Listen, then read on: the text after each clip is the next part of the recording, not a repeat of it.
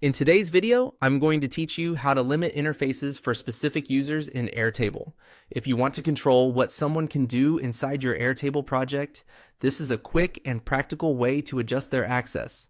In this walkthrough, we'll update a user's permissions so they have more limited access, which is especially useful when you want someone to view information without making changes.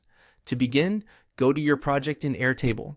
Make sure you're inside the correct base or workspace where the interface access needs to be adjusted.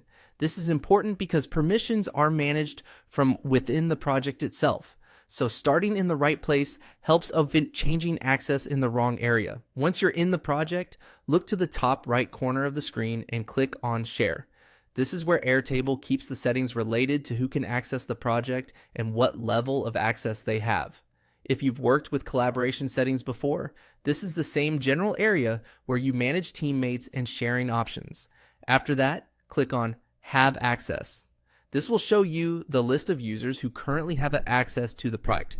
Take a moment here to identify the specific person whose interface permissions you want to limit. It's a good idea to double check that you're selecting the correct user before making any changes. Next, find that user and click the drop-down arrow next to their name. This drop-down opens the permission options available for that person. In Airtable, this is where you can quickly change someone's role without needing to remove and re-add them, which makes the process much faster and easier. From the drop-down menu, click on Read Only. This changes the user's access level so they can view the interface and its information, but they won't be able to make edits. That's a simple and effective way to limit access while still allowing the person to stay informed and involved. Once you've selected Read Only, the change should apply right away.